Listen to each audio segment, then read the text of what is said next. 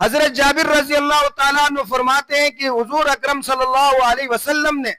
صحابہ کرام رضوان اللہ تعالیٰ علیہ مجمعین کے سامنے خطبہ ارشاد فرمایا، اور خطبے میں کیا ارشاد فرمایا؟ قال رسول اللہ صلی اللہ علیہ وسلم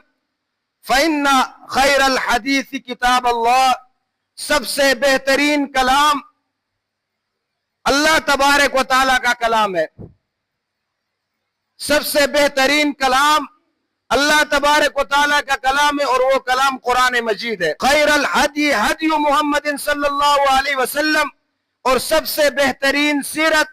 سب سے بہترین کردار، سب سے بہترین طریقہ حضرت محمد مصطفیٰ صلی اللہ علیہ وسلم کا ہے۔ پھر فرمائے شر الامور محدثتها، کہ دنیا میں سب سے بدترین کام، سب سے برا کام دین کے اندر نئی چیز کو ایجاد کرنا ہے، اور وہ نئی چیز بدعت ہے۔ اور پھر فرمایا کل بدعت ضلالہ، ہر بدعت گمراہی ہے۔ ہم ساری زندگی ہر نماز میں، ہر نماز کی ہر رکعت میں اللہ تبارک و تعالیٰ سے دعا کرتے ہیں اہدنا الصراط المستقیم، اے اللہ ہمیں سیدھے راستے پر چلا۔ ساری زندگی یہ دعا کرتے ہیں، اور سیدھا راستہ کون سا ہے؟ قرآن مجید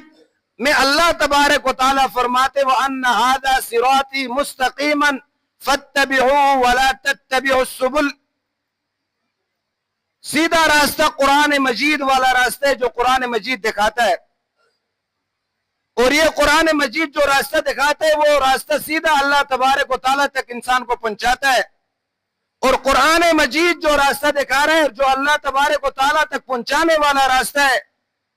وہ راستہ محمد الرسول اللہ صلی اللہ علیہ وسلم کا راستہ ہے۔ جو راستہ رسول اللہ صلی اللہ علیہ وسلم نے بتایا، جو طریقہ رسول اللہ صلی اللہ علیہ وسلم نے بتایا، جو کردار رسول اللہ صلی اللہ علیہ وسلم نے دکھایا ہے، وہی طریقہ